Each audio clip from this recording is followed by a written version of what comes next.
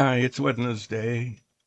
Yeah, late. I got started late today. Um, I'll blame it on the blizzard. It's not really affecting me inside the house here, but there's a lot of snow and it's going to snow all day today and then it's going to get really, really cold. So, yeah, winter, blizzard, difficult times outside. But here, I'm just going to use it as an excuse. So there it is. That was my excuse. Um, What I'm going to do today is just keep working on this GT-350 Mustang, which will end up being blue with a white stripe instead of white with a blue stripe. And it probably won't look nearly as good as this because these cover photos of actual builds are made by people who are, I don't know, just ridiculously talented in terms of their ability to make models and get the right colors of paint and who knows? I don't know how they do it. You're not going to learn how on this stream. You're not going to learn how that can happen. You're going to learn how some old guy with moderate skills puts together models in their basement. So that's it. What I have here are some parts that are now primed and need to be painted. So this is going to be really exciting. I'm going to move them from one box into another. Yep. That's what I'm going to do. I might even move the camera out so you can see the transfer process here. This is the box of parts that are primed that need to be painted black. I'll be spraying those. I'll be spraying those so that they are going to be black. It's the underside of the car. Okay, it includes like the rear suspension that I guess goes here somewhere.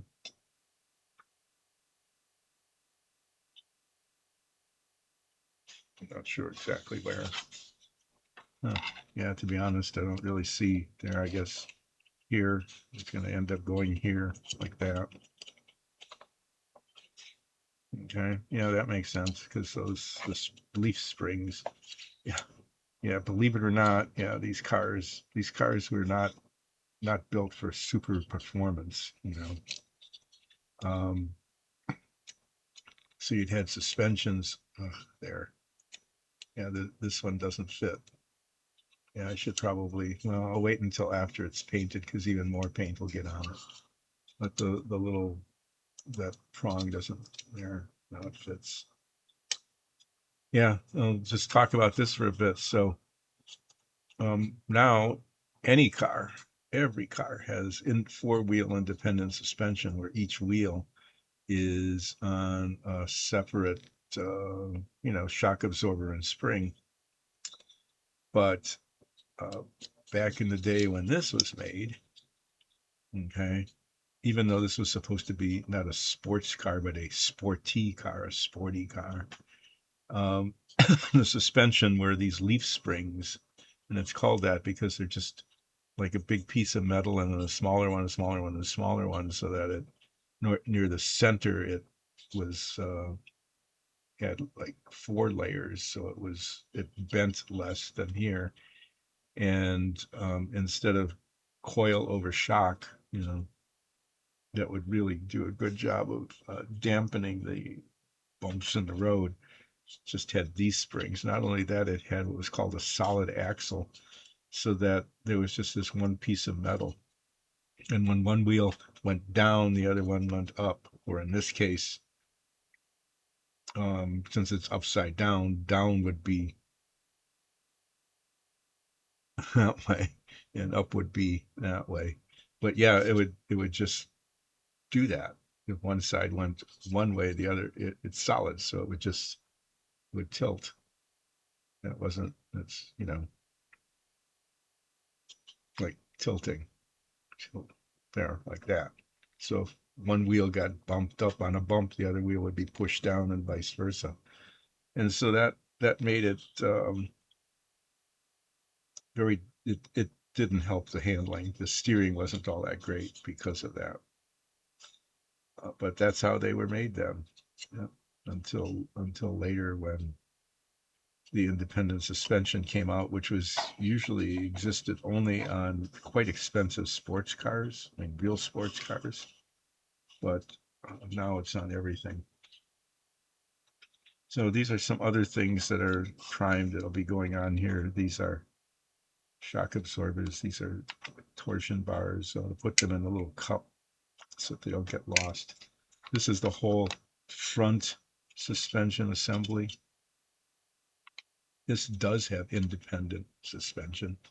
Two wheels are independent of each other. So if one goes up, the other one goes wherever it needs to go. They could both go up at the same time even. Yep, pretty fancy stuff. And then it gets more complicated because there's a tie bar there because they had for the steering linkages.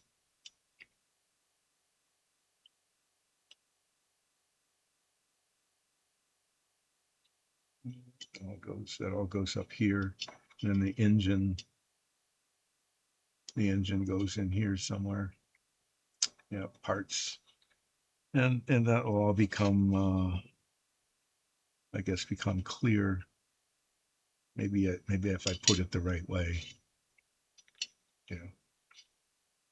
If I don't put it in backward, it fits better. Yeah, it goes like that. I'm going to be painting all of these parts separately black, and then installing them, even though that increases the chance of a problem if the cement gets on the paint and mars it. But you can see, if I put these on, that the unders it just don't get painted well. So I'm going to paint all these parts separately and then assemble them. And these are the seats. They've actually turned out and they look okay. The interior is the whole exterior is black, the underbody, okay, and the engine bay. The interior of this car was also black, but it was kind of a slightly more glossy black because it was leatherette, I'll call it. I think they even called it that. There was this thing called leatherette, which was vinyl that was supposed to look like leather, but it wasn't leather, so it was cheaper. It's called leatherette. We had a chair covered in that once. Everybody had back in the 50s and 60s. Everybody had leatherette because you know it looked like leather, which was supposedly a fancy, expensive kind of thing as opposed to fabric. Um, but it was et instead of leather, so it's cheaper. Cheaper is good. It's like Scrooge would say.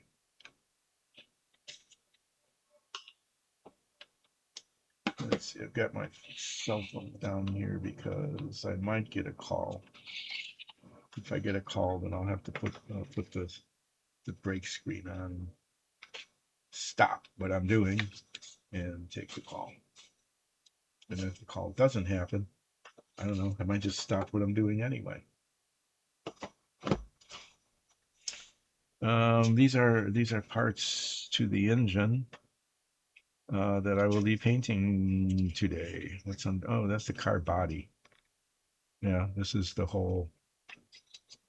This is what makes it look like a car. What's up with this?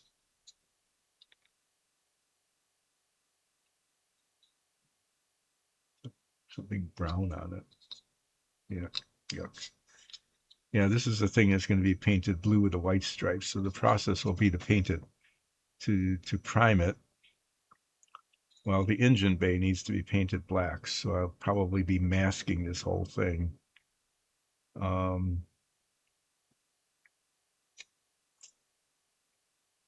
of it are blue. I don't know, I'm not sure which way I'm going to go. I'd like to spray paint the engine, but that means, all sorts of masking around here so that, um, it gets painted the correct color. But the engine bay isn't the color of the car, except for the inside of the hood that comes up, the hood that goes up, the inside of the hood, the bottom part, the part that that's not the top, the opposite side is painted blue like the body. So this is going to be primed, and then based on the things I've read in my own experience, the best way to paint this is to paint it all white, the color of the stripe, and then to mask the areas where the stripe goes, and then paint it blue, and then take the tape off, and if everything worked okay, um, it will reveal white stripes. That's the plan.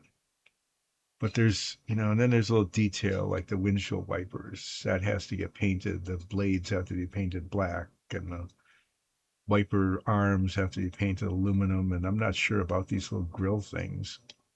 I'm not sure what color those are. I don't think they're metallic. I don't think so. I think they're just the same color as the body color. I don't know if this car is going to turn out very well or not. I really don't. It depends on my how skillful I can be at my skill level. Um, okay, these guys, the body of the transmission here needs to be painted duraluminum. I need to scrape off some of this blue paint that I really did not need to get on here. The metallic paint is kind of translucent. That's going to show through, so I need to clean some of that off because I just wasn't careful.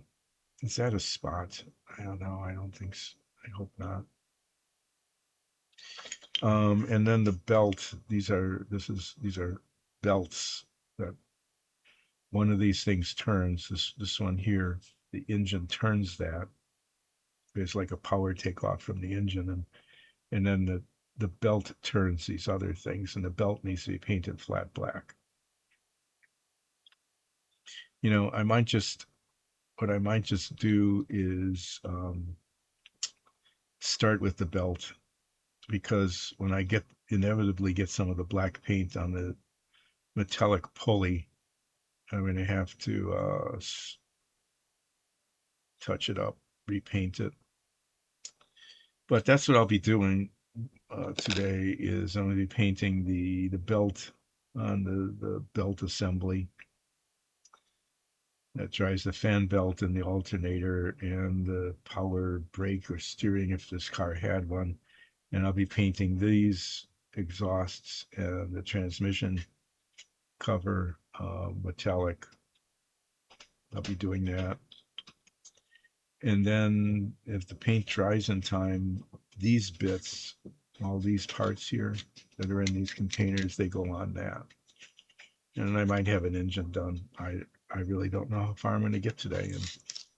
And then the only other thing that I might be doing then is I might take some more parts off of the sprues and start sanding them down, like the interior parts of the car, you know, place where people sit. Um, I need a way to hold this so I can a way to hold it so that I can paint the belt. Yeah, that'll work. I'll just hold it on this. So we'll see how this goes. I'm gonna have to put my head magnifier on. I'm gonna have to get a teeny brush, teensy little brush for the detail, and find out how my painting is going to go today. It might be okay, might not.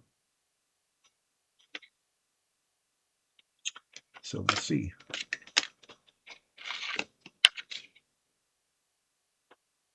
I need the flat black paint. That's this one. It says flat on it. That's how I can tell. And I guess I'll pull this down a little bit. So if I stay on camera, you'll be able to see what it is that I'm painting.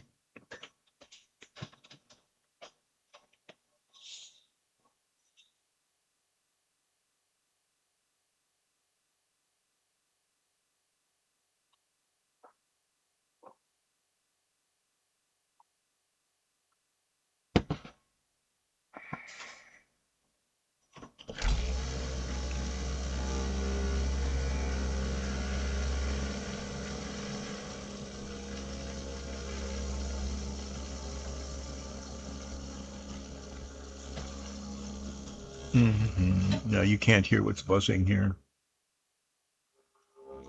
Or maybe you can. I've been told that the pop filter that screens out extraneous noises other than a voice isn't working since one of the upgrades that happened over the holidays and a little bit later. All those software updates happen and things that used to work, the things that used to work don't work anymore until an effort is made to restore them. So I don't know if that's working or not. If it is working, then you can't hear it. If it isn't working, then you can hear a buzzing sound in the background, and that's a little vibrating thing that is supposedly mixing up the paint. Although I always shake it by hand anyway, because I don't know if that makes a difference or not. It feels like that's what one should do with paint, shake it. Um, so this has to be done. It's one of those things that has to be done in order to move the model along.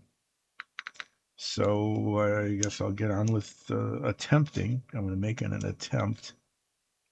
That was not good. That was really not good. Um, that's the part of the brush with the bristles.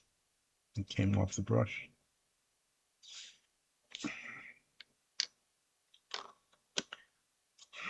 Well, this will either work or it won't. Not work. I mean, either I'll be able to paint this so it looks okay, or I will fail. Let's let's dive in. Let's all dive in together. Find out what happens.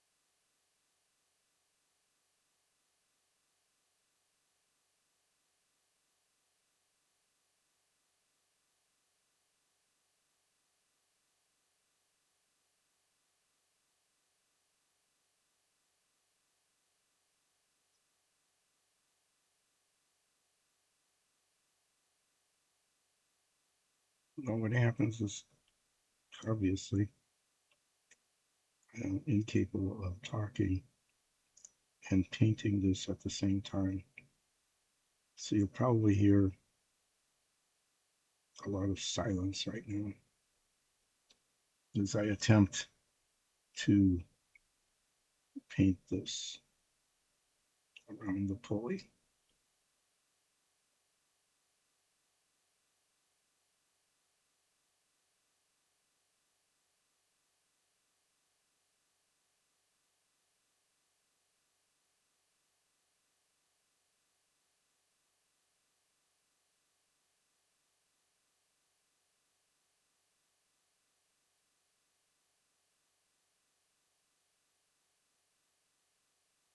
Worry about the parts in between later.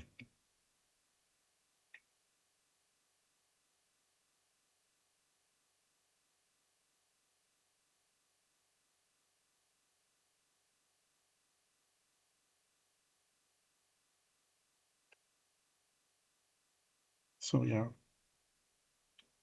this is where it would be good. I say this with some frequency if the music still worked.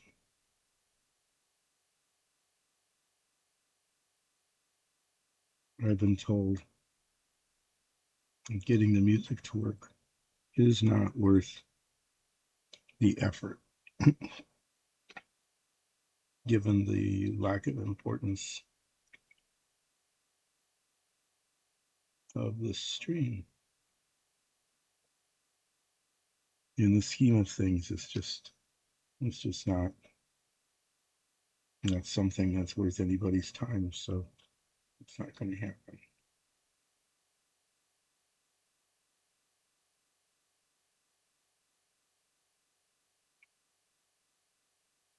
So you get to suffer silence as I attempt to paint this. This is the back. The front is more important. So hopefully what will happen here is that I'll figure out how to do this on the back, and then it'll be better on the front. I don't know. We'll see.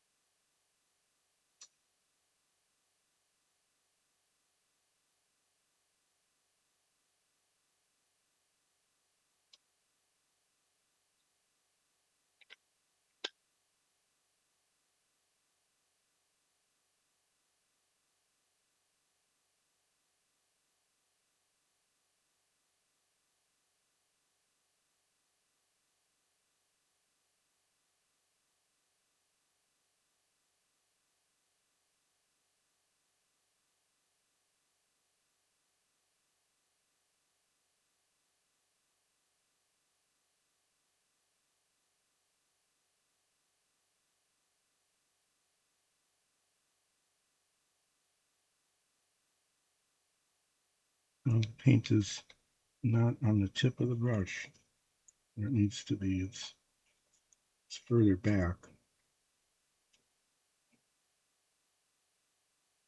It makes it harder.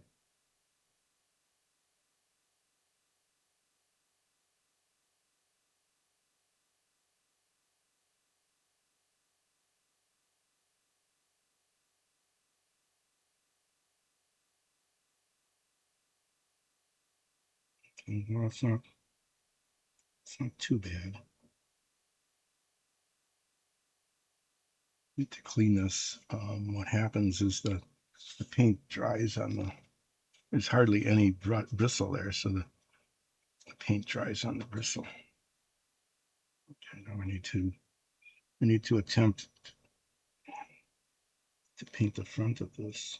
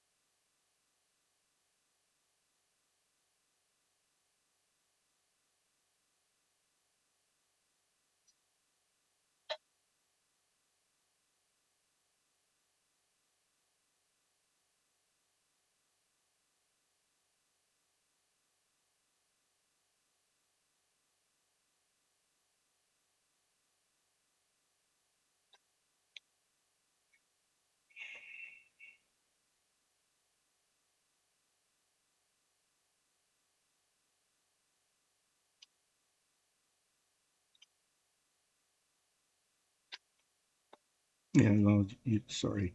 You just have to bear with my silence here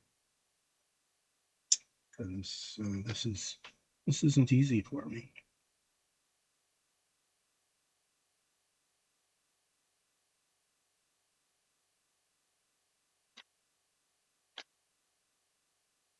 This is very, very challenging, actually.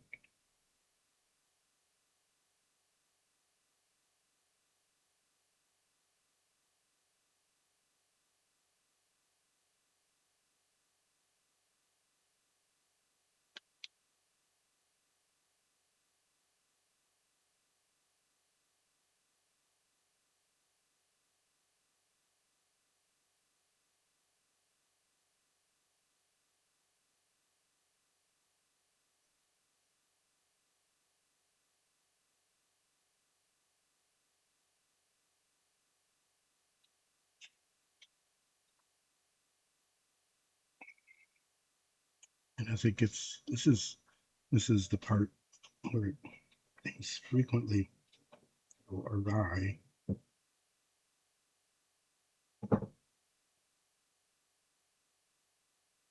So it's right near the end.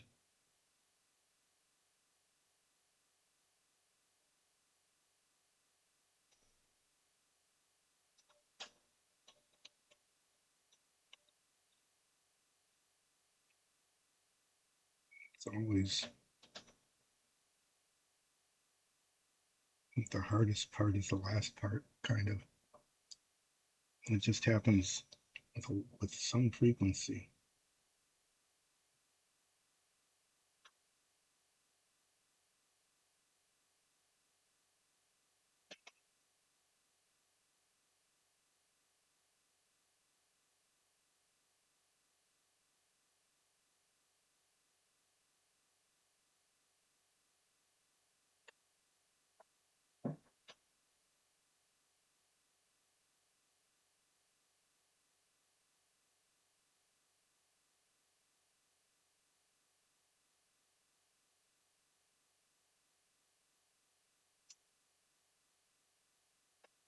Where's the part I was? Why can't I find the part that I was trying to paint that I couldn't paint? And there it is.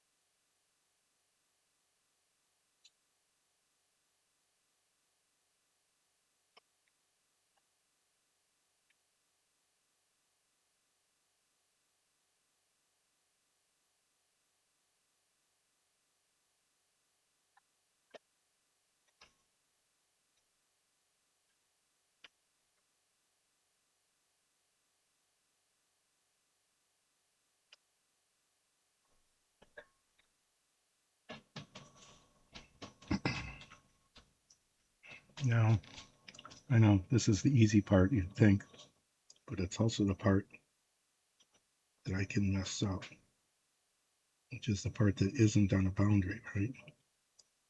Because that's where I can just bring the brush up carelessly and smash it into something.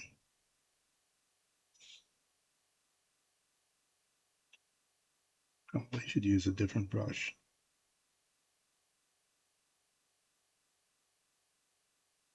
Still this little bitty brush.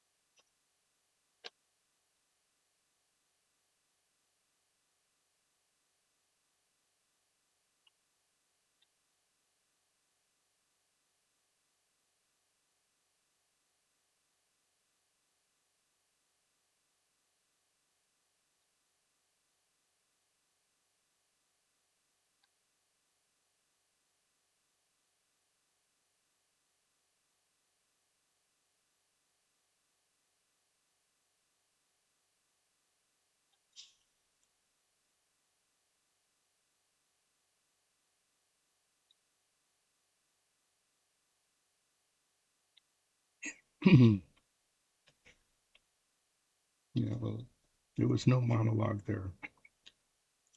It is just nothing because I'm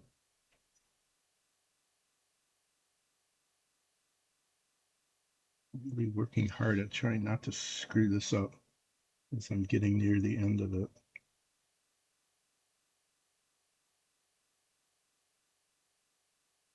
Because that's where things can go bad.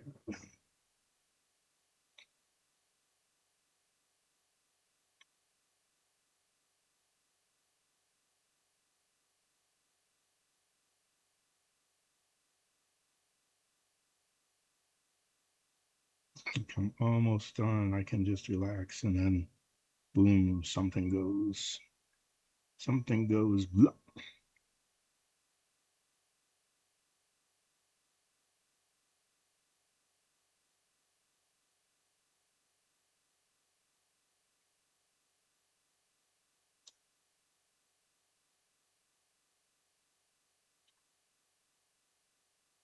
blah, blah. It's a it's a professional modeler's term for blah. Bad. We're going bad.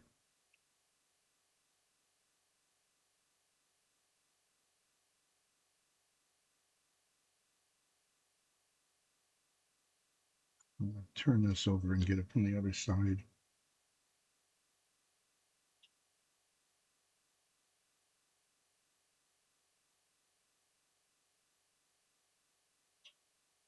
That's the discretion part of better valor.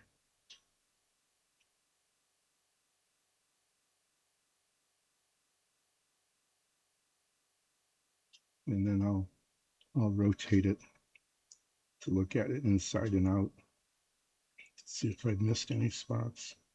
Because sometimes that happens.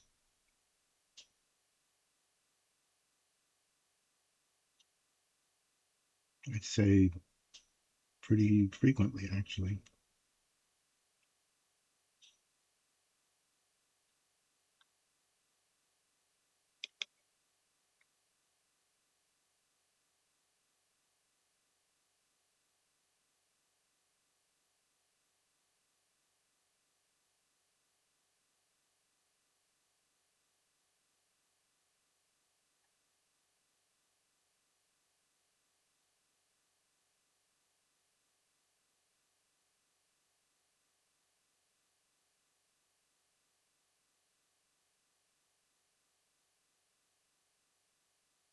Spot right there.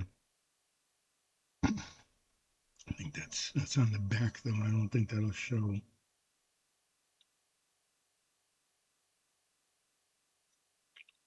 Just here the line is just not right.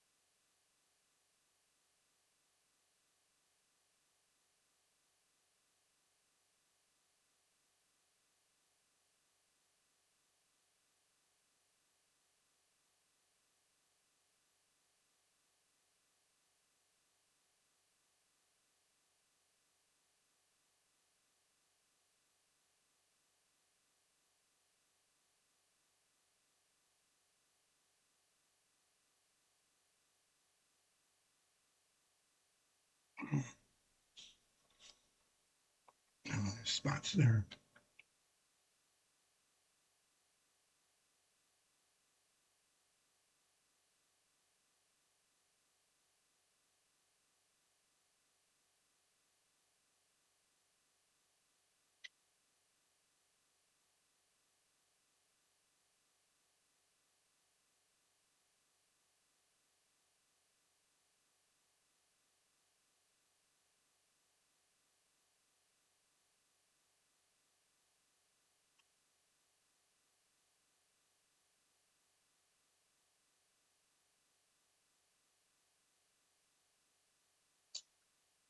So the paint color is pretty good.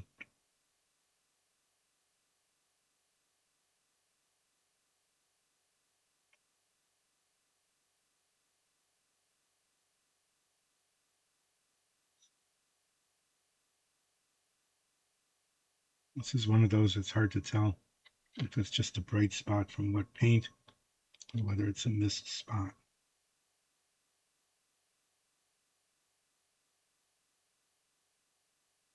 Probably should let this dry a little bit and come back to it and see if touching up is necessary. This doesn't look too bad. I think that's the back.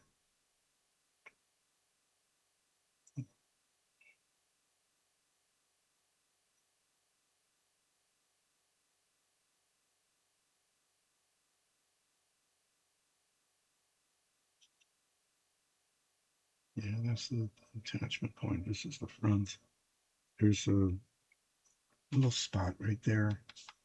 I'm going to attempt to just take the black off of it with a pinpoint. Clean that in a bit.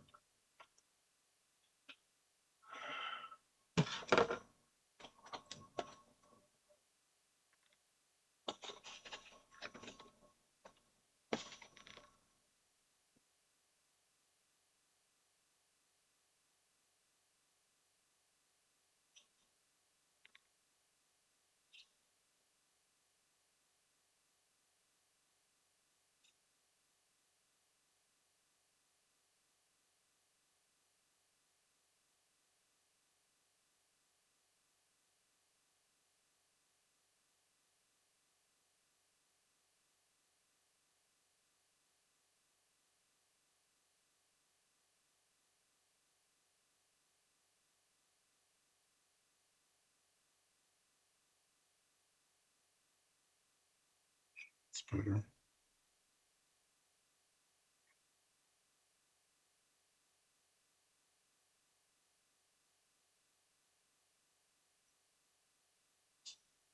Mm-hmm.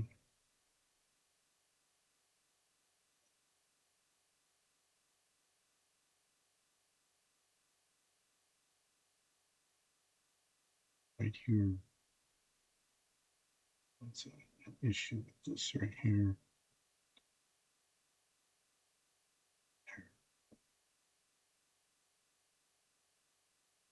It's much better. Just that little bit. A little bit of cleaning it off. So under magnification, this isn't looking too bad. It's not covered. The metallic, the aluminum paint didn't cover this very well. I'm going to look at the instructions and see how this is mounted to see how much that's going to show. Oh, it's sideways. Okay.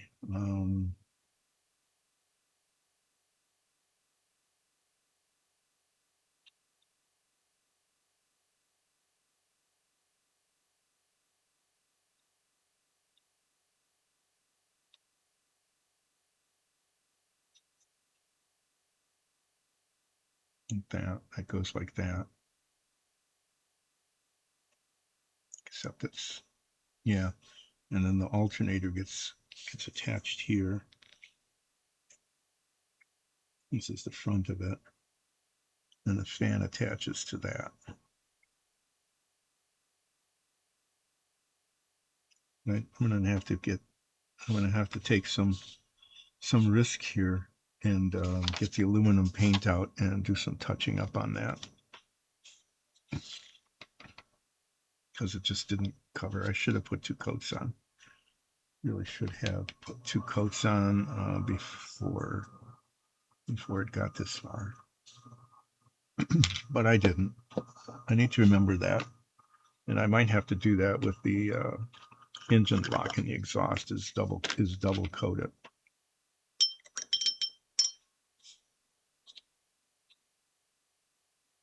just using some isopropyl alcohol here to, because it, yeah, you can just see how much paint is in there. It didn't come off with the water. I don't know, doing that makes a difference. Bob Ross does that. You can hear it swishing on his painting show. I don't know if that matters or not.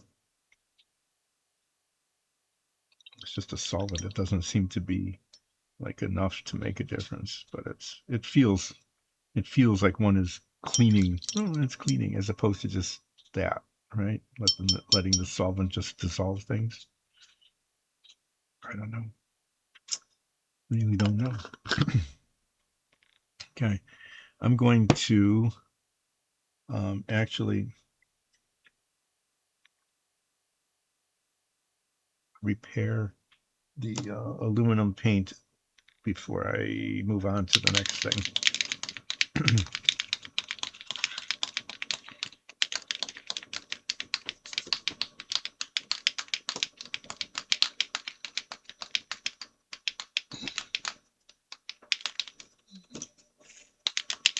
I'm going to keep the head magnifiers on because I just, I have to do this pretty carefully.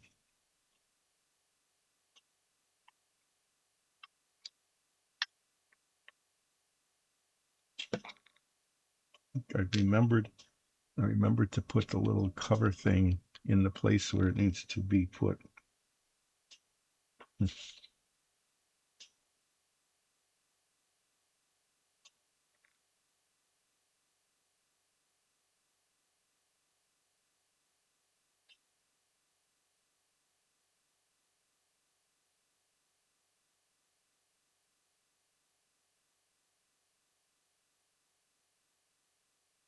Hmm.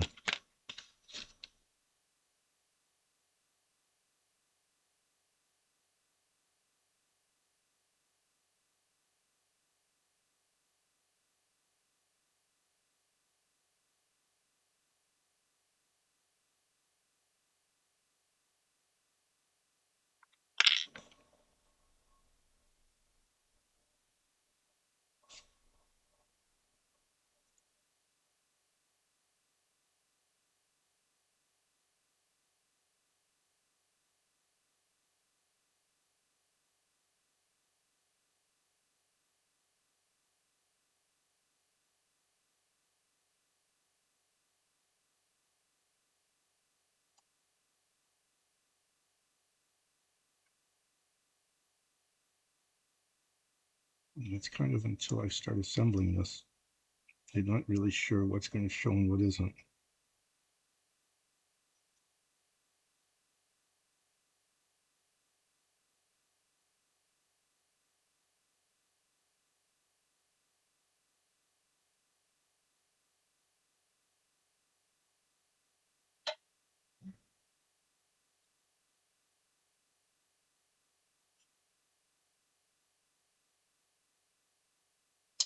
I'm going to make the assumption that everything shows.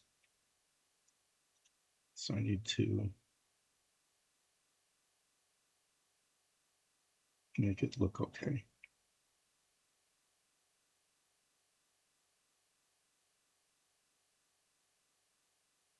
Well, this isn't perfect, but it's not too bad. What's up with that? There's a spot. Okay. So spot that's missed. Okay, well, that's what this is all about.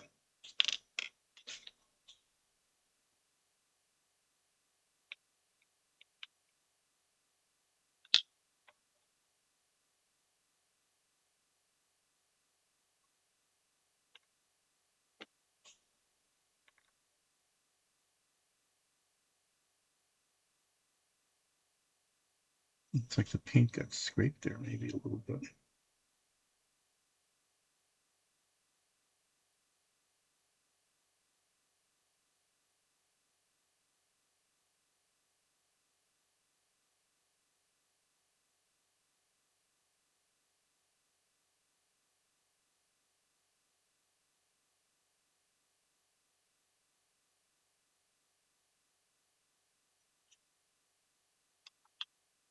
to go through the whole ritual now of cleaning the brushes again.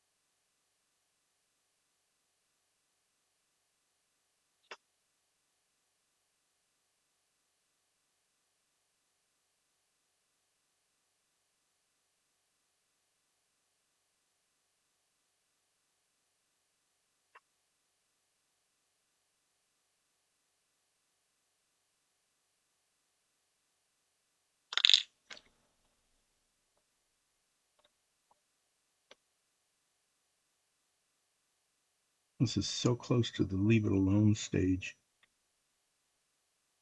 but I just don't.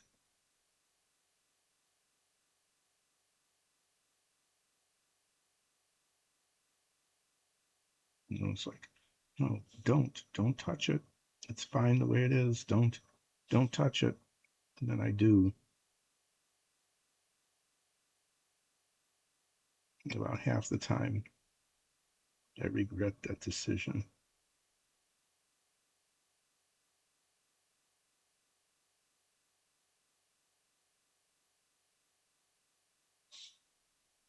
Okay, I need to let this dry and then I can look at it without head magnifiers in a little while to see if it looks okay. Remembering, okay, the adage, this is the thing it's important to remember, is when displaying your models, keep the observer at least 18 inches away and keep the lights low. Things look way, way better. Well, I hope I didn't mess that up because that's a really important brush. Going to be that kind of day, is it? It's going to be that kind of day. They're doing the Bob Ross thing again. Stir, stir, stir.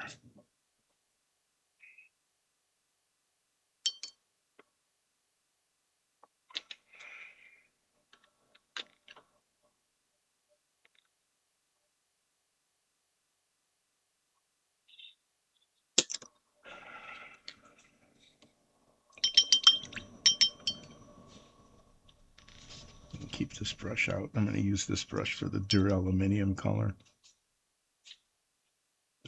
The slightly darker aluminum shade of aluminum of metallic that goes on the transmission housing.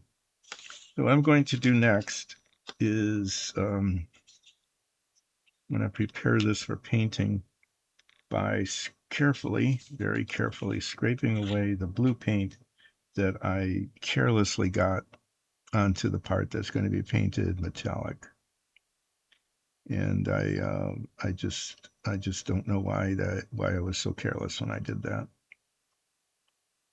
I wanted to make sure that the blue was covering where the blue needed to cover, but I didn't need it to go on to the part that wasn't going to be blue. Really didn't need that. But it happened. And as I said, the problem is that the metallic paint, yeah. It's like, why am I even trying to talk today?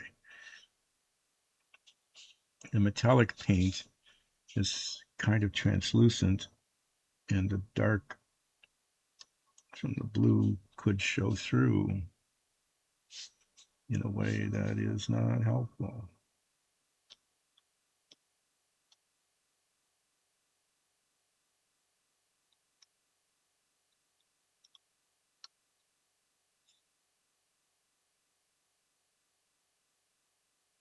I guess I'm not going to get it like totally clean, but you can get enough of it off so that it doesn't look like a splotch. It might just be a little streaky, which is okay because that's kind of how the metal is going to be anyway.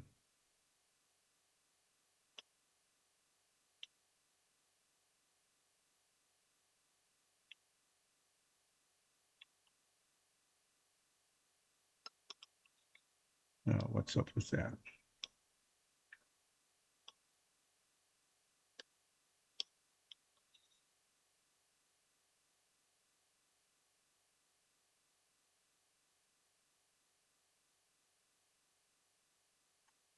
This little bit here I understand because there's a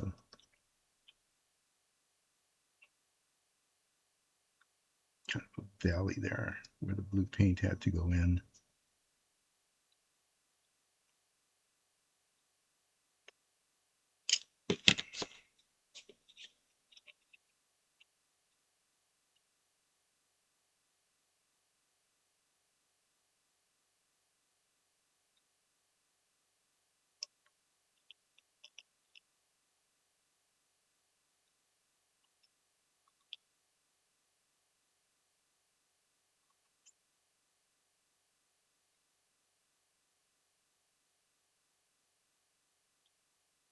So this has to be very carefully painted around the edge here where the transmission attaches to the engine. Okay, so I'll be using a little brush and doing it very slowly and probably not talking because it's just going to be that kind of thing.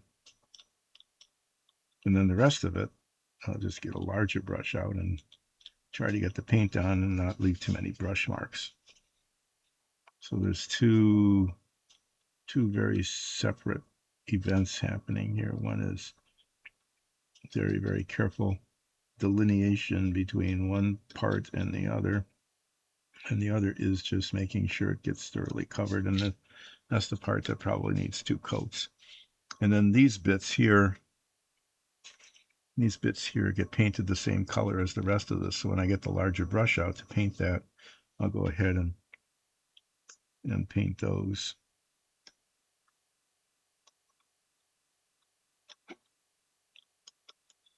That was careless. It's a good way to just scrape the paint off, make a mess of it.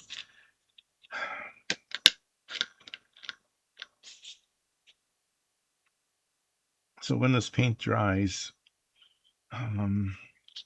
it might be possible, I'm not making any promises, to start attaching, these bits to the belt and to the top of that, and the chromed parts to the top and the bottom as well.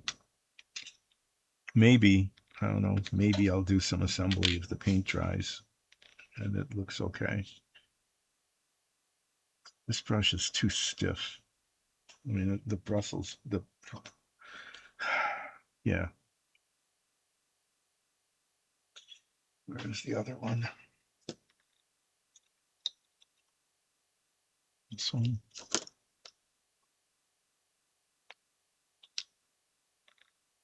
Yeah, this is going to be better for the edging,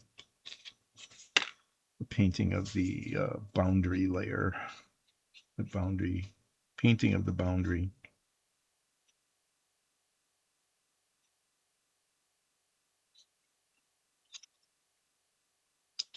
I should probably think about how I'm going to, I mean, I can hold it here while I'm painting, okay? And then what? Can I set it like this? I guess if I'm careful, I can set it like that, and then it'll dry.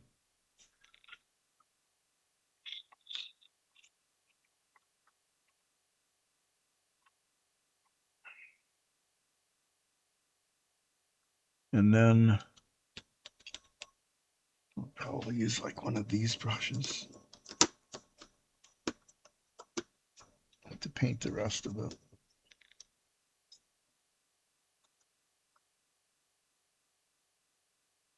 Yeah, this one will be a good one.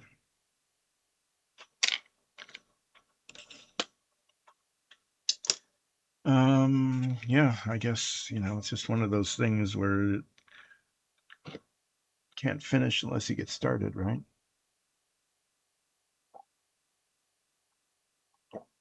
So I will get started by stirring the paint.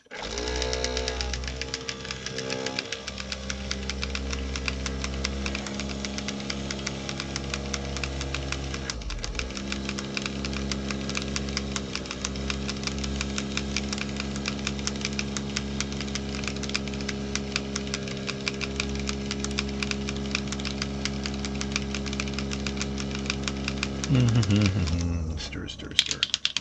And I need to put these back on in order to have a chance of seeing what I'm doing.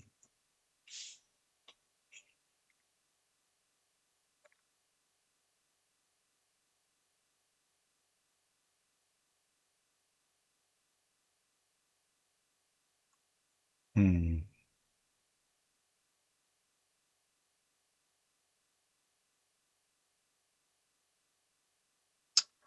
Well, I didn't think this through very well.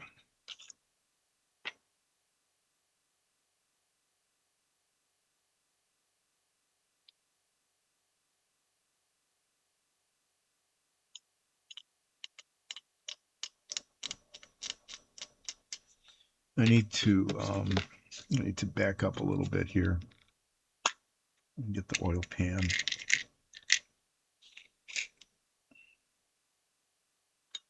Let's see exactly what covers what, right?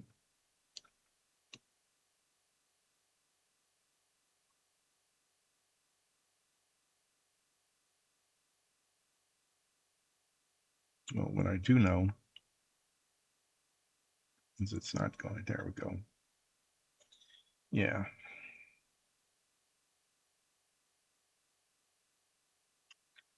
So all along here, this all shows. I thought this would be pretty straightforward, but it's not. The on the bottom here, and the bottom is important because when you turn the car over, you can see this.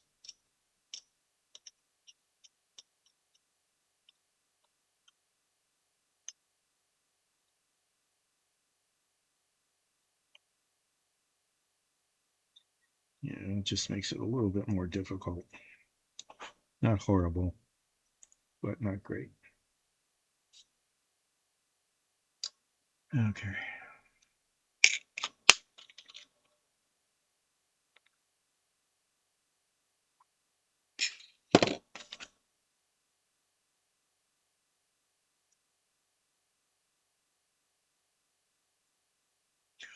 I got little specks of white all over everything.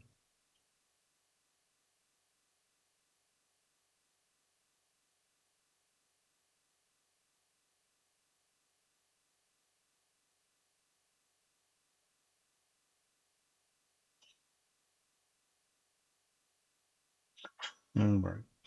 Well, can't finish unless you get started. I keep saying that. I just said it again, so let's get started.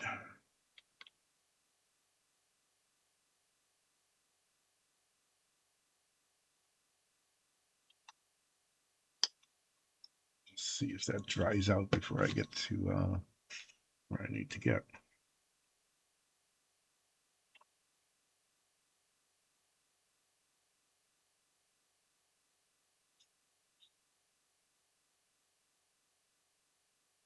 Is the light on this? No. Supplemental light really helps. A little LED beam there. Hopefully I didn't get paint all over everything while I was messing with that. That's the kind of thing that happens.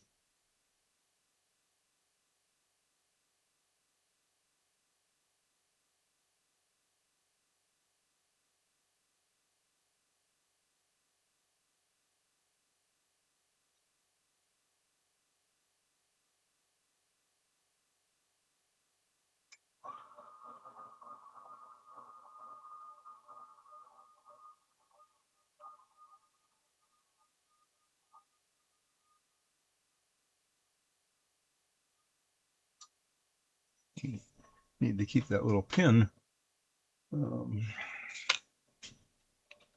It's a lump in the paint. Why? I do not know. Probably some dust from when I was.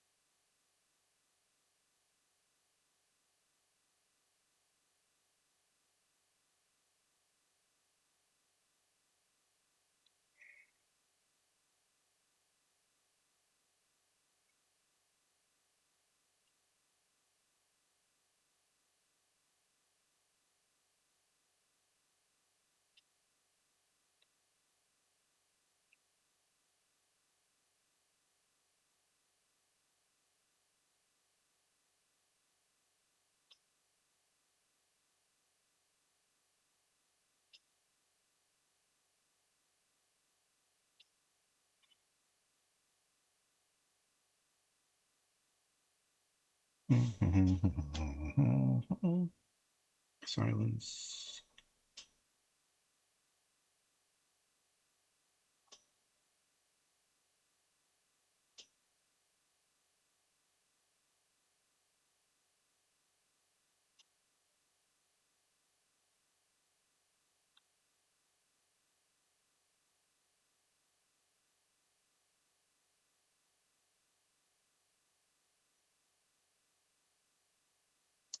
That's not good.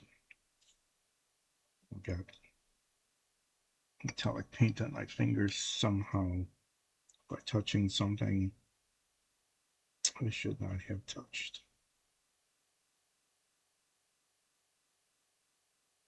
Great. So what is it that I touched? And did I touch anything else after I touched that? I do not know.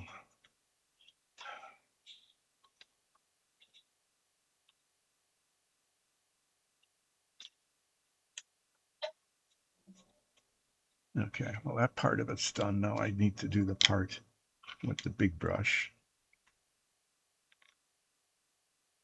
And I keep stirring this paint up. The metal flakes keep separating from the solvent.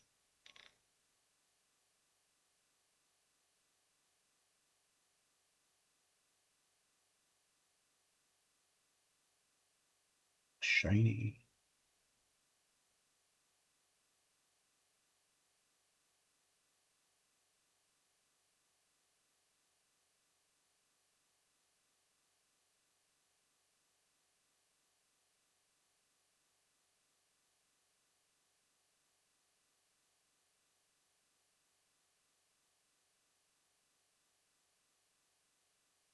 I got the seam taken care of pretty well.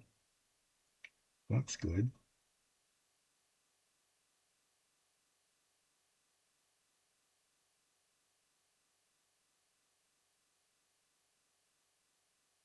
At least on the top.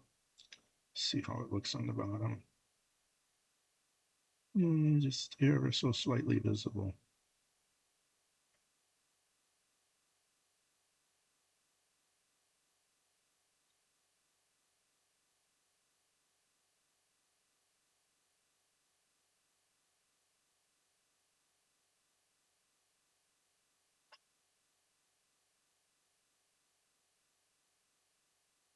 Yeah, that's good. Okay, I'm happy about that.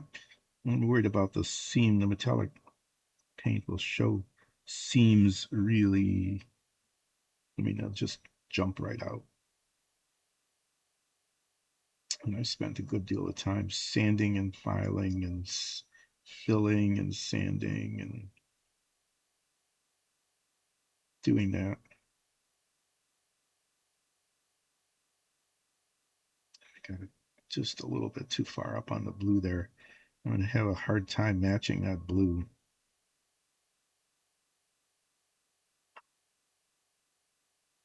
I don't know that that will show or not. It's just not good. Just little bits right around the edges there that need to be blue. So I'm going to have to, after I'm done with the metallic, you know, and I'm satisfied with how it looks, I'm going to have to see if I can mix up some of that blue pearlescent paint again just to do some tiny touching up around the boundary. You know, as long as it's blue, even if it doesn't match perfectly, it's not going to show very much. At least I've got that much is good.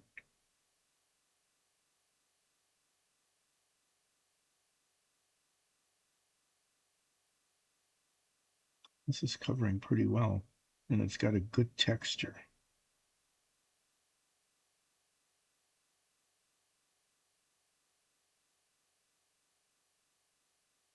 So yeah, I mean, other than I've got some, I just didn't get that boundary line done very well. I'm gonna have to try to mix that blue again, just for spots, just dots here and there, just close enough. And that just gets to set there like that. I'm gonna do this by grabbing a little point, supposedly a little point is covered over by the thing to which it attaches, but I might need to do a little bit of touching up on those bits later.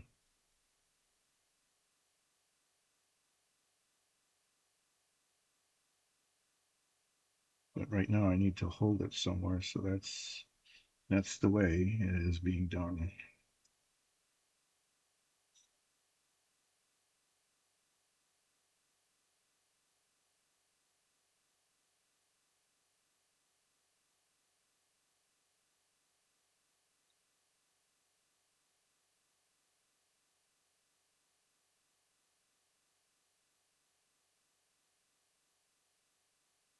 I'm just going to paint all of this. I don't, you know, not knowing what's going to show or not. I'm not going to be using model cement to attach these bits, okay?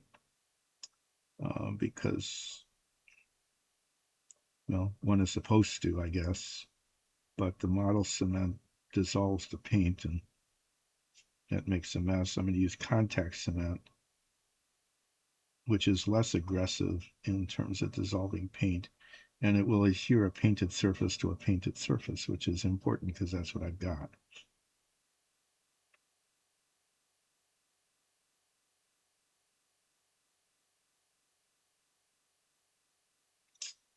Yeah, they still,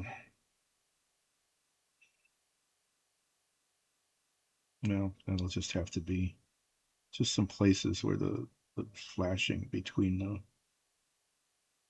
where the mold seams show.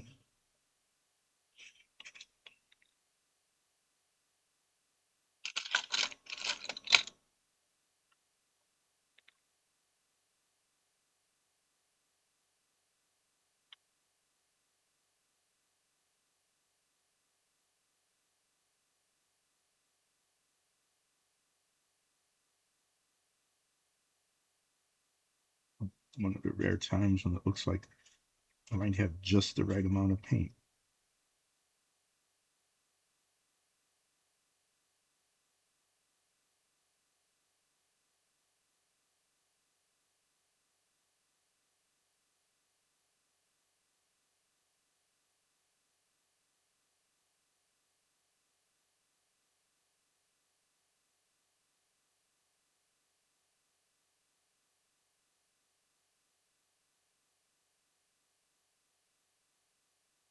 You never know. It might be okay. So this needs to dry, and then I need to check it again to see if there's touching up that needs to be done, like spots got missed or paint pulled away, or it didn't dry evenly and didn't cover.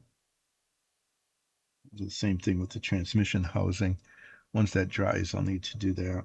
And then I need to, unfortunately, attempt to remix the blue pearlescent mixture and do some tiny little touching up along the seam, where the metallic paint met the blue, where I that happens with some frequency. It just looks like it's really just right from one, and then I turn it over and it went too far. And it just happens like that.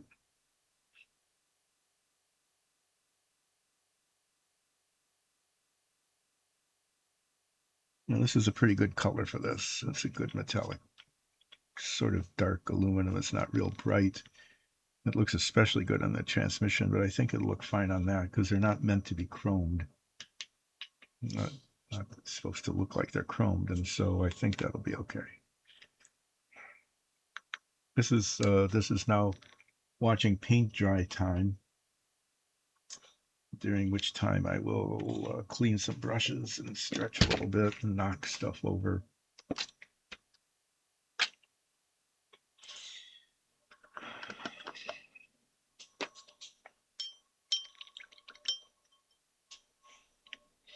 If I had a clean work surface here, you know, well, I can just move these things. I can move the whole box away and then show off some dungeon tiles, because this is the time when this would be a good time to show off the dungeon tiles for Dyson Dungeons. So, since it is that good, it's a good time for that. I hope that's not in the way. I guess I'll just do that because it would be a good time for it, like I said.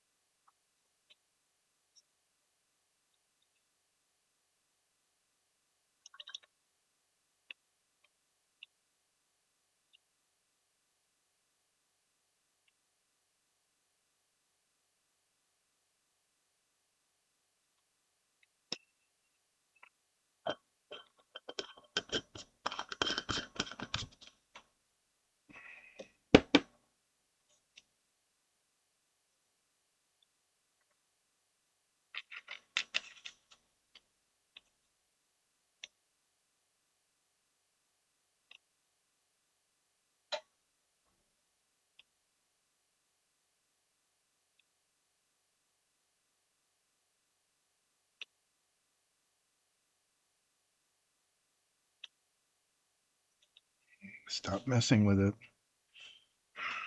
And keep this pin out just in case I need to mess with it. Like I said, I shouldn't.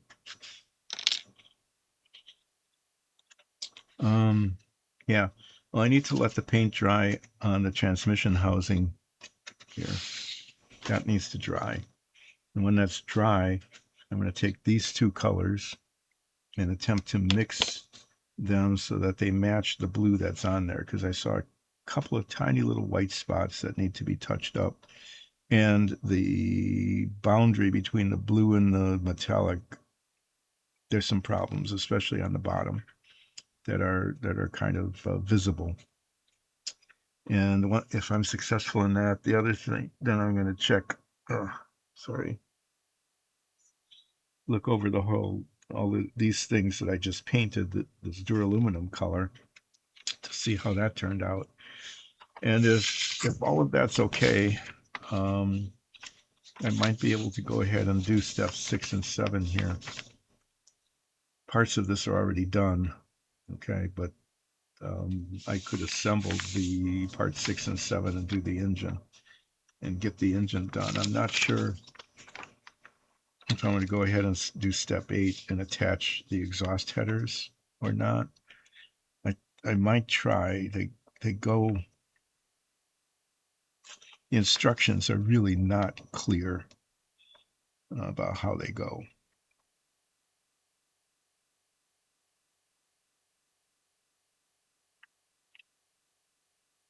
Looks like they go on the top here, kind of like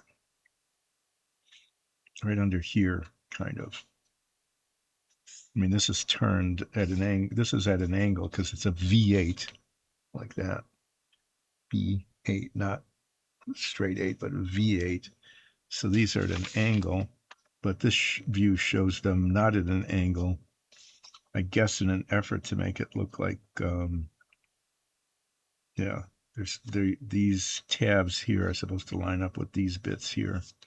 Yeah, we'll play around with that after the paint dries. All of this stuff, steps 9, 10, and 11, the parts that are going to be painted black, the shock absorbers and the traction bars and the rear axle and the front suspension, all of those are prime.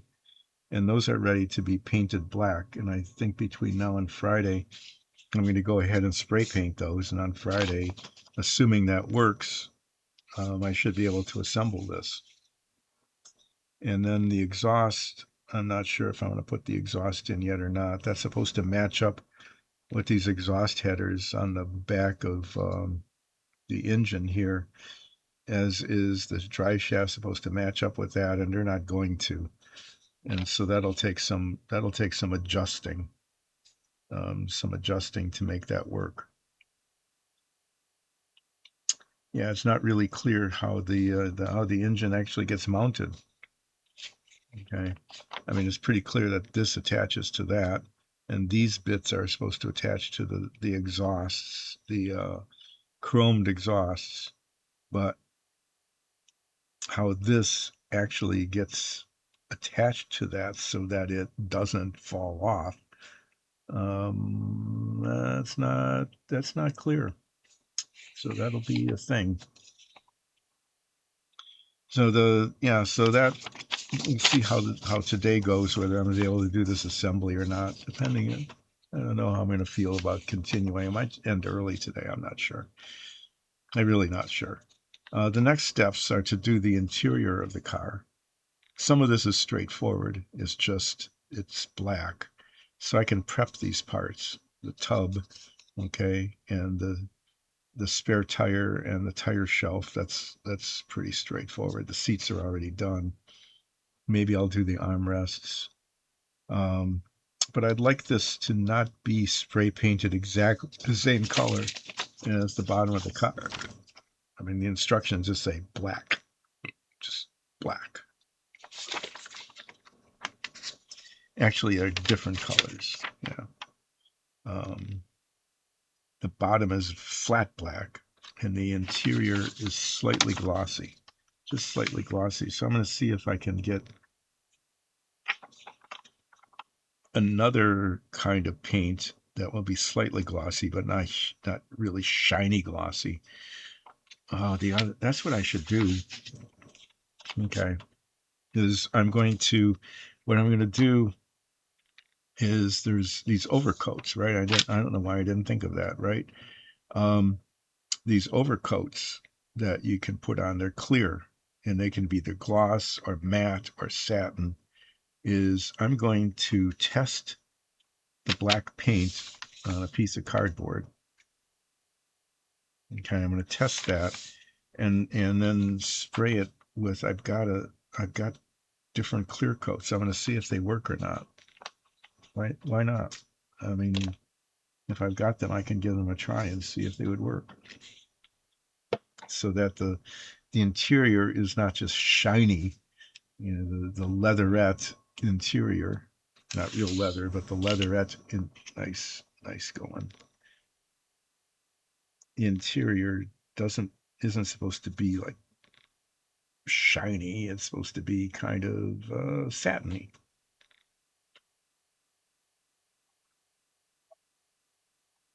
So I can do that. I can test the paint.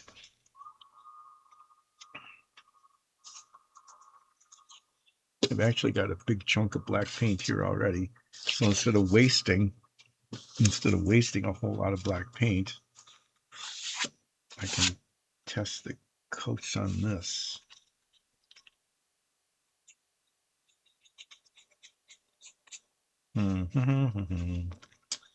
Um,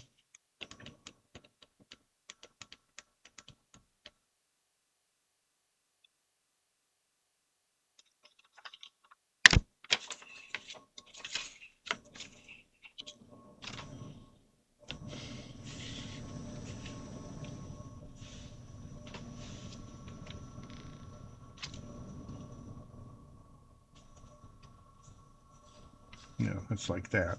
The fan goes right where the toothpick is. Hmm. I can do something while I'm waiting for paint to dry. You want me to do something? I want to attach the fan. I'm going to do that. And maybe I'll even attach the alternator. I have to take this out because that's where the fan goes. Test fit it. It's supposed to go here.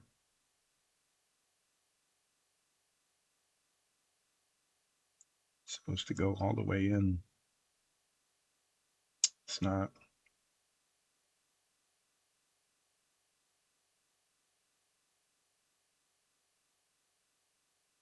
I don't even have to cement it. I'm just gonna leave it like that because it needs to go. It needs to go in further. There we go. Yeah, it's not coming out, and it turns. Oh, look at that! The fan will turn. It's a thing. It's not going to fall out. That's for sure. There. No, no, it looks like no, it looks like that. Except the alternator goes on the back. I think the alternator is actually one of the chrome parts.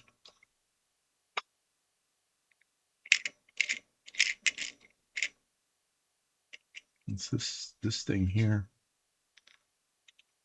Hmm. I should be doing this inside the box so when I drop it, not if, but when I drop it,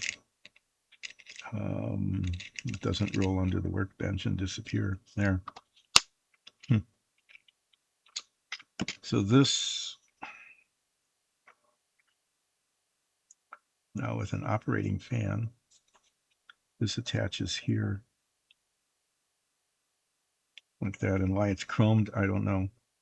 Back in the day, it was customary to just chrome random parts. Let's do it.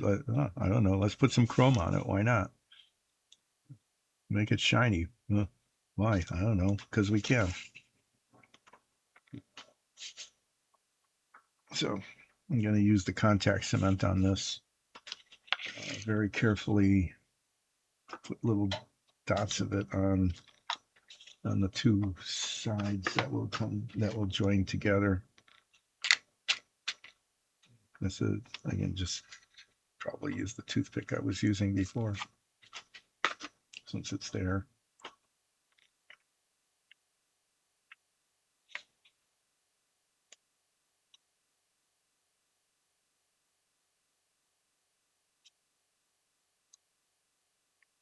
Hmm.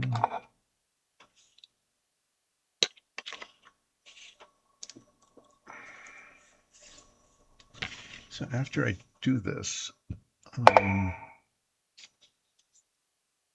put the contact cement on the two surfaces that will come in contact with each other. After I do that, I'm thinking I might take a break because I'm feeling like that would be a good idea.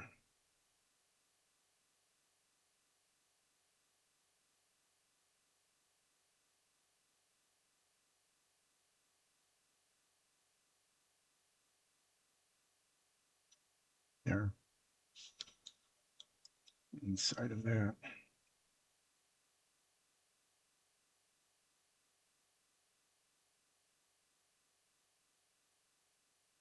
And on the outside of this.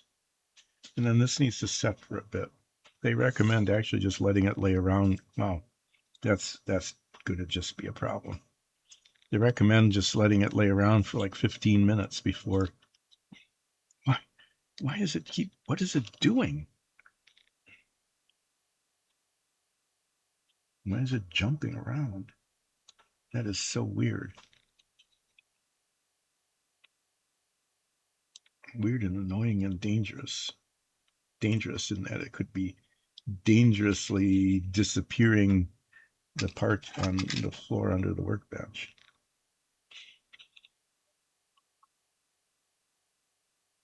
Yeah, so this contact cement actually doesn't, it works best if you just let it set for a while before you touch the parts together. And they say you can let it set for 2 hours and it'll still work. It's kind of, I've never tested that. I've let it sit for maybe 15, like 20, 25 minutes when I had a whole lot of parts that needed to come together at once.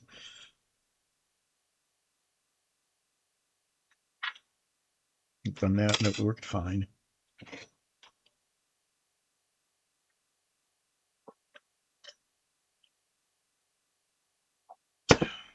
Dyson Dungeons mug, official mug.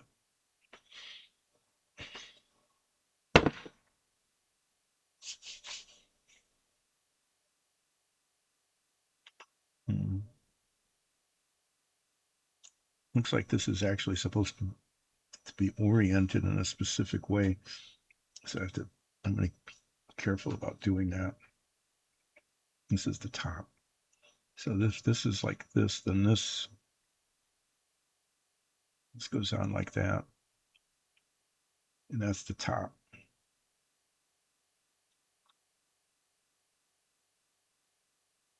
Okay, so there's an assembly of parts that is this here.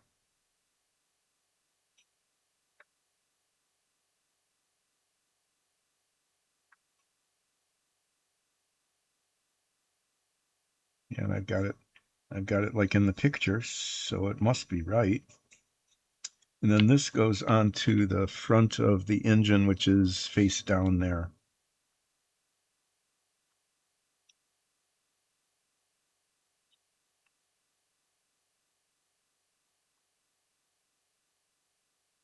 And what I can do with this is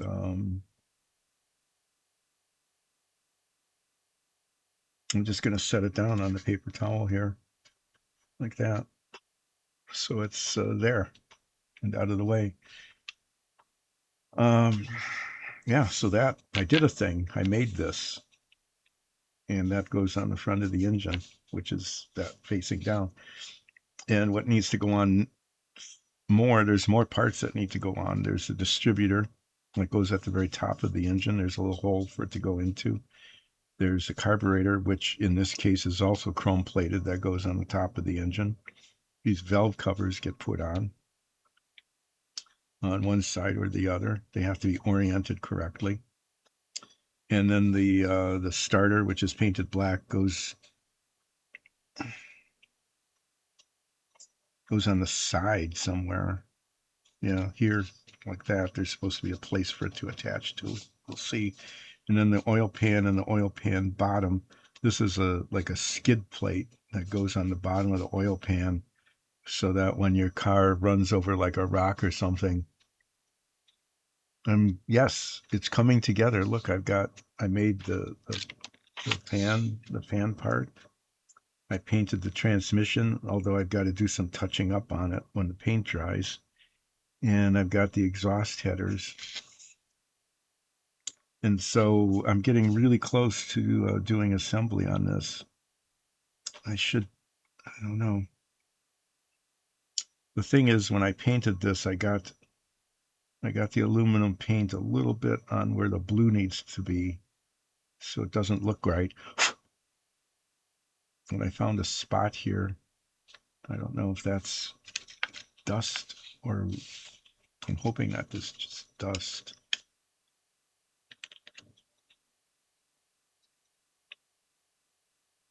Yeah.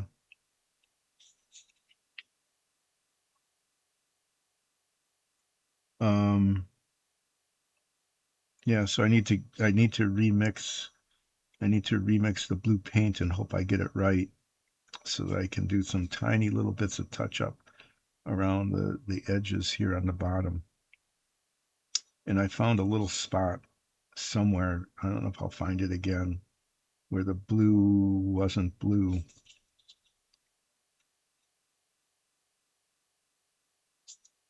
It was on the bottom. Like here, maybe a little spot there. Um, so this is pretty close to being done.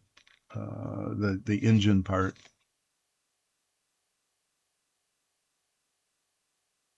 You're going to do a special event. Are you going to run the event, or are you making it for your DM to run for you? Okay, I'm going to get the teeny brush out again. I keep knocking. Just really clumsy. This day is not being it's not behaving. It isn't a good day in terms of things behaving. This is a day of I'm lucky if something didn't go wrong. Oh, okay. So you're going to run the session, special session. That's cool. Congratulations on doing that.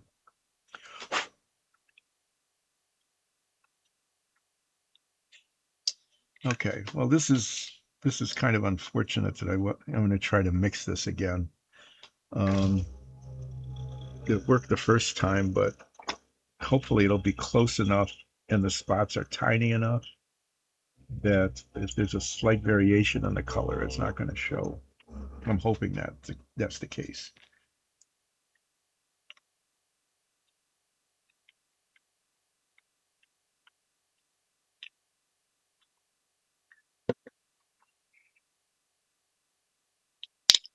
I'd like to be able to get just a small amount of this stuff out, just a little bit of it, maybe like that, and then mix it in with the blue.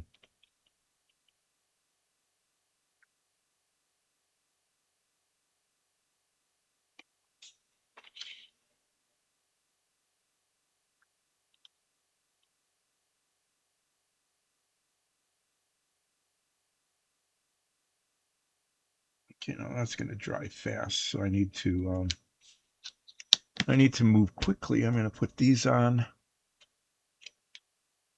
Uh-huh. Oh, okay. Yeah, that doesn't help, does it? Having something like that be in the way.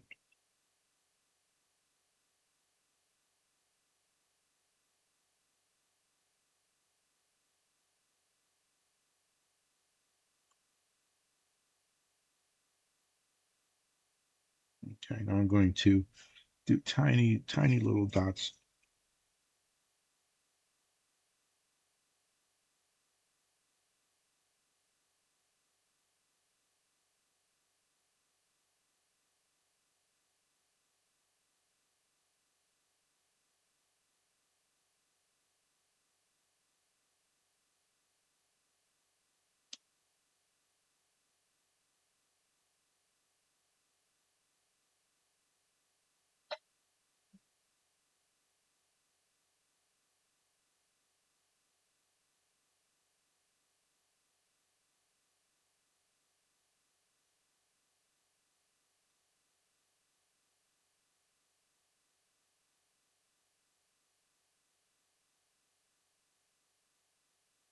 Oh, there's the spot.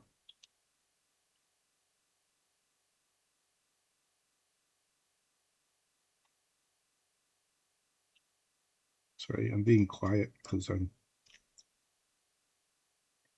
trying to do this, not mess it up.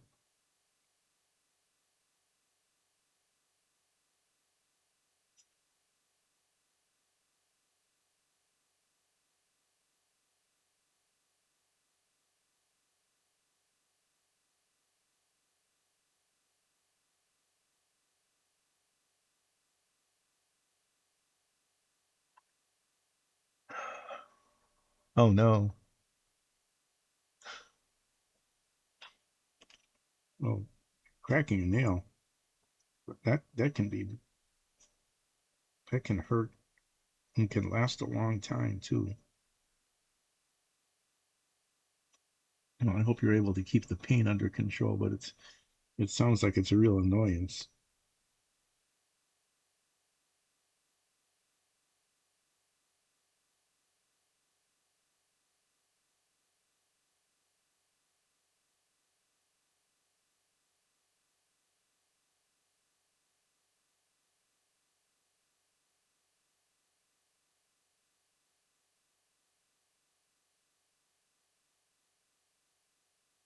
Smashed my finger with a hammer last summer, and the remnants of it didn't fully go away. It took 4 months before it fully disappeared. It caused this big bruise underneath my nail. And it just slowly made its way until it got clipped off. But it took a really long time before it fully disappeared.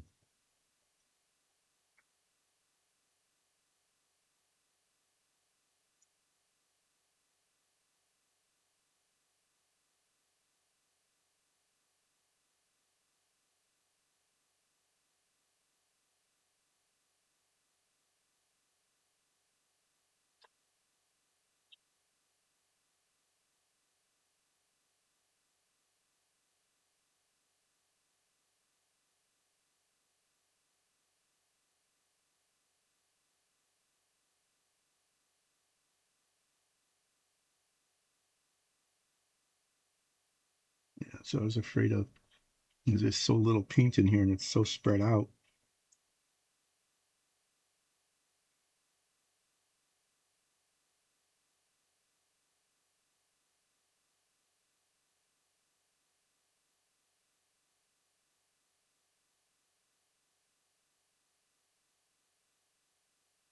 But I think I fixed it.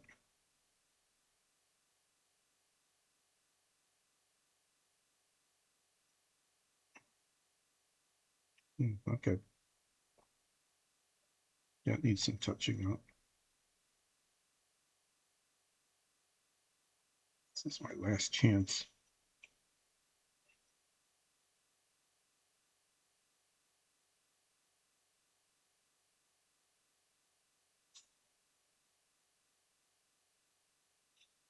Uh, that's too bad. I need to get a blob of paint on here.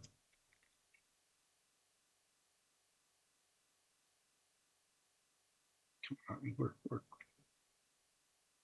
No, it's not going to work. I need a little bit more. Ah, really, just a tiny bit. Maybe I can just use this color and not. There's a tiny spot that I never saw before that's way down deep there.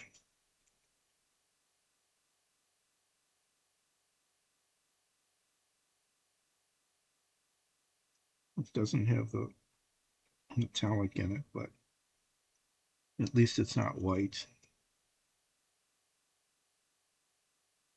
I don't think that'll show.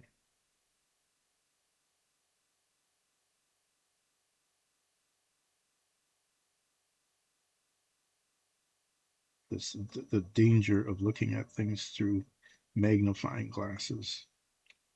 As you see all the stuff that didn't see before, tiny little bits of flaws here and there.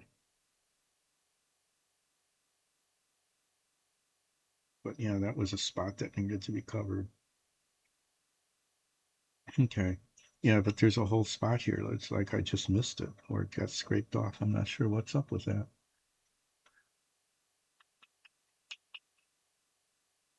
Uh, cool. That you'll be able to get it going. I mean, that's pretty exciting.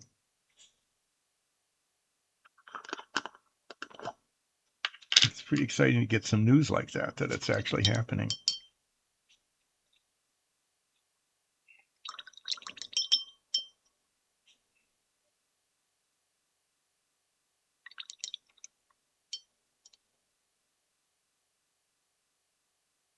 Trying to get the blue paint out of here. This is an important brush. It is. It's my tiniest brush. It is the remnant of half of the bristles disappearing, which actually made it more useful because it became even finer pointed than it was before. But it's used only to put tiny little dots of paint on tiny little dots of painting things. Expensive shopping in game or expensive shopping in real life?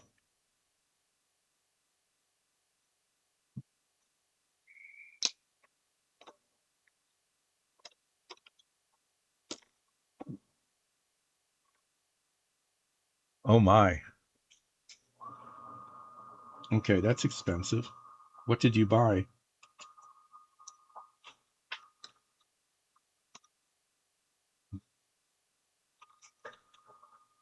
That's that's a lot of money. Um, wow, I hope it's worth it. Okay, I'm gonna do touching up with the with this. Okay, Codebane 2. I hope it's enjoyable. I hope you like it. I'm not familiar with the game myself. Um, I don't play too many online games. I used to do more, but I don't know. Just like time gets away from me.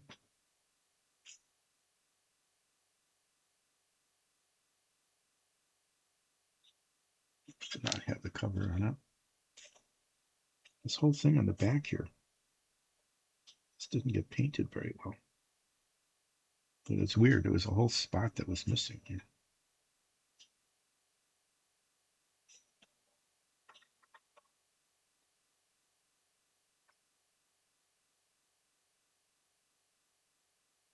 The rest of this looks like it came out pretty well, really, considering everything. I'm going to just let this set like this. I'm going to look at these. I'm going to check these out. Okay, the downloadable content. And of course, it's free.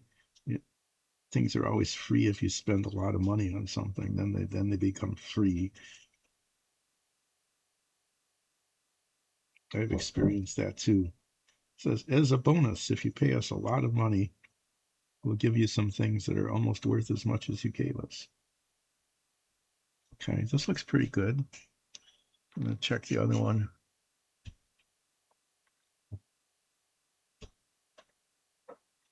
Okay.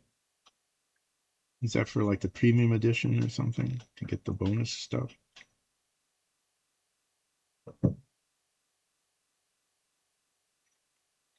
This duraluminum, this actually covered really quite well. Okay, what I'm going to do, since it covered pretty well, is just in case, since I have the paint out, I'm going to paint these parts because I don't know if they're going to show or not. I really don't. They're supposed to go into another part. They're supposed to go into the chromed exhaust. Um, but I don't know if they will or not. So I'm just going to paint them since I've got the opportunity. Now, like I said before, I can use contact cement because the contact cement is not aggressive in dissolving the chrome plating, and I can cement chromed and painted surfaces together like I did with the alternator there.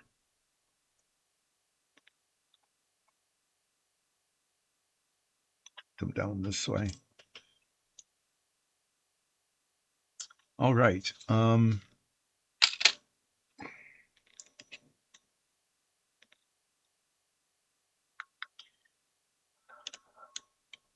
Okay.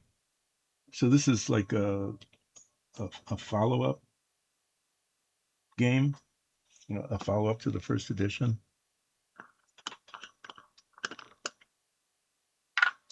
Okay, so you actually use the game to help you. Yeah, okay, it helped you with your character creation. All right, so it's a follow-up game. That makes sense. Well, I hope it's as good as the first then. I hope it's worth what you paid for it.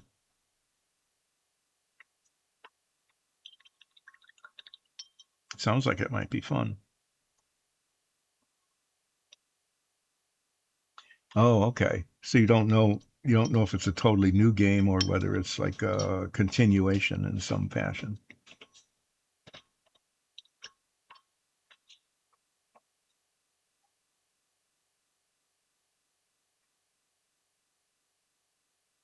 And I guess this is coming clean enough. I'm not really wanting to get the lacquer thinner out. Now here's the hard part. Huh. Okay, so it'll be just kind of it'll be a surprise. If I can get this into the thing without without bending any more bristles.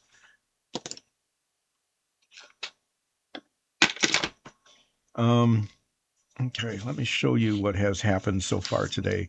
I have spent 2 hours and have accomplished practically nothing, as usual. I got the fan assembly assembled. Okay, so that's assembled and ready to be attached to the vehicle, to the engine. I painted the exhaust headers and I painted the transmission housing and did touch up on the engine. So after this dries, I need to let it sit for a bit. These parts, these bits here,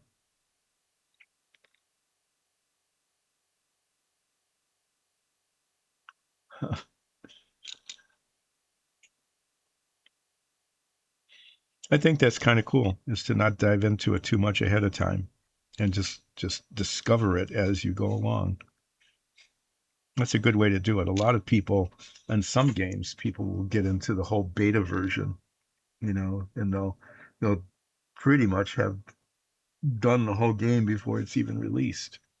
But I like the idea of just kind of you know discovery, using discovery as the game is played. I tend to do that in the game that I play. The one online game that I play is that I don't look ahead on things to find out, to see what's going to be coming or do previews.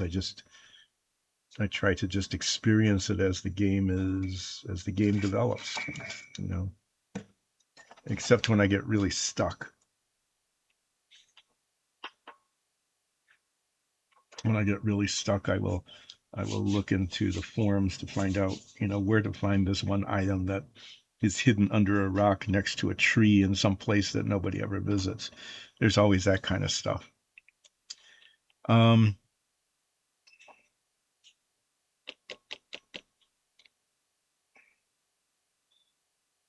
what I need to do now. Oh yeah, that reminds me that I just got a notification that my driver for my graphics card is out of date. Yay. So I'm not going to remember that, until the reminder comes up again. And the reminder always comes up when I'm in the middle of doing something. I suppose that's true, unless one has memory. Why is there yellow paint there? How did that even? I don't remember even using yellow. Well, that needs to be cleaned up. But yeah, I get these reminders, and then I'm in the middle of doing something, so I don't want to stop. Yeah, there it is. So you just have to update the drivers, but that's good. So you don't have to spend a huge amount of money buying a new graphic card. Nowadays, those are expensive because of everybody snapping them up for artificial intelligence stuff. Um,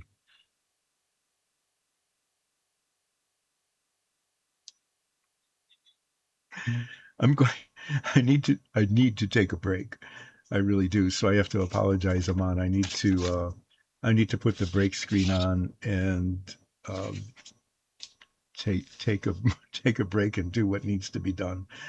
But I will be back in probably. Oh, okay. Yeah, you were talking about that you're going to rebuild your PC.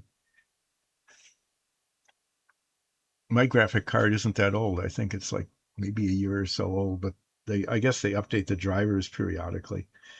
Maybe while I take break, if I remember, I will write a note to myself to update the driver card. But I am going to take a break. I'll be back in somewhere around 10 or 15 minutes. Okay. Oh my. Yeah. in order to upgrade the whole PC. But a graphic card could cost almost that all by itself because the graphic cards they've just gotten really expensive. I guess memory too. Memory has just become extremely expensive because of the demand for it for the AI centers. When I get back from break, I'm going to start putting these little bits on. I'm going to start assembling these little bits here on the engine. So that's pretty exciting. I'll be back in about 10 minutes. Hopefully you can hang on, Aman. I'll see you then.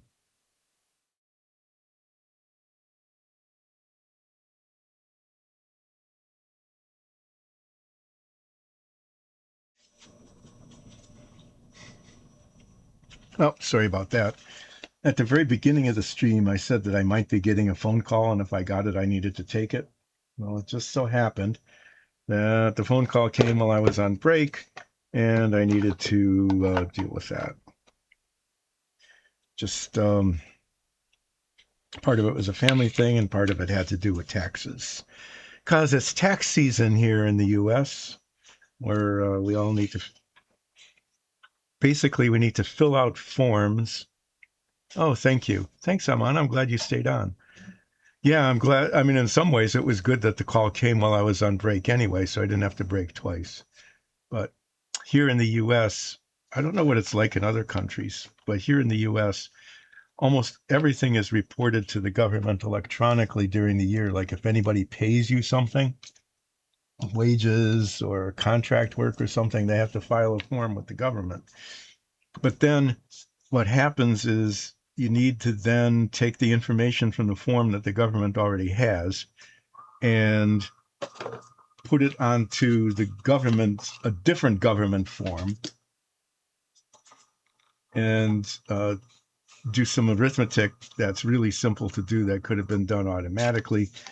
Um, so, yeah, essentially what happens is you're just transferring information from one form that they already have onto another form that they claim that they need when they already have the information. And there are ways of doing that really inexpensively, but a lot of those aren't permitted anymore because I won't get into it. Just filing taxes can be really complicated. There is one, yeah. I mean, so what happens is you have to transfer the information from the form that they already have onto another form. And if you make a mistake, then they don't match, but they already had the correct information. Then you get into trouble for like transposing a digit. So if the number is maybe 1794 and you put it in 1974, which can happen, or you hit the four instead of the seven, which you can do on a keyboard. It's very time consuming and annoying, and it could be done pretty much automatically 99% of the way for most people with the stuff that's already on file. But that's the way the system is and the way it's probably going to be forever because I don't know, it just takes so long to get it done. Um,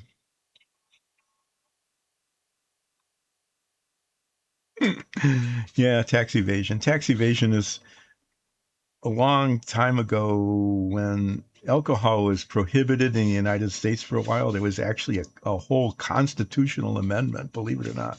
They amended the Constitution to prohibit the manufacture and sale of alcohol in the country, which gave rise to massive criminal activity of illegal production and sales of alcohol.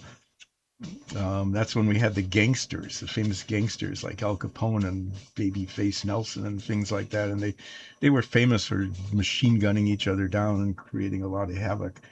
Um, but they eventually, I think they actually got them on tax evasion, not for doing what the crime they were doing, but that they didn't declare their illegal income and they didn't pay taxes on their illegal income.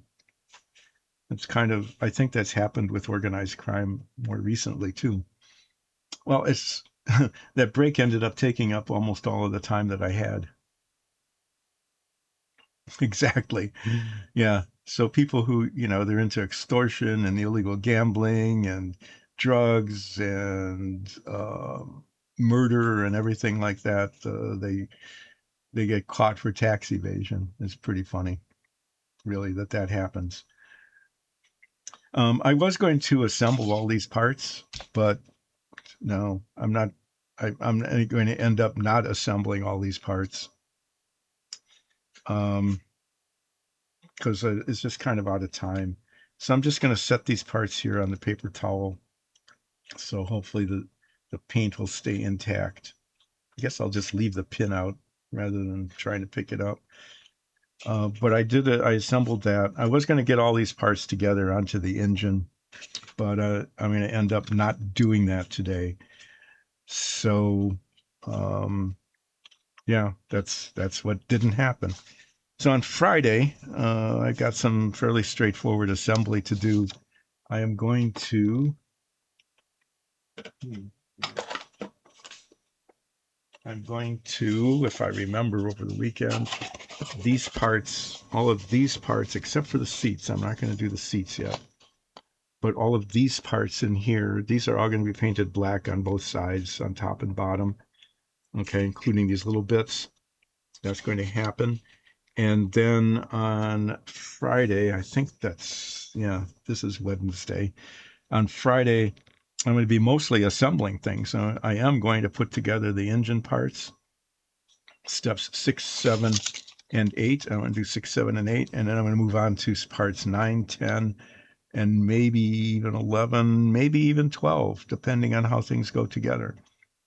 So the most of the time on Friday is if it works out, is going to be putting things together.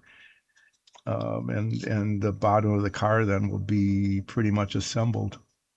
And then after that, I'm going to prepare the parts, get the parts here for the inside, which is going to be very challenging.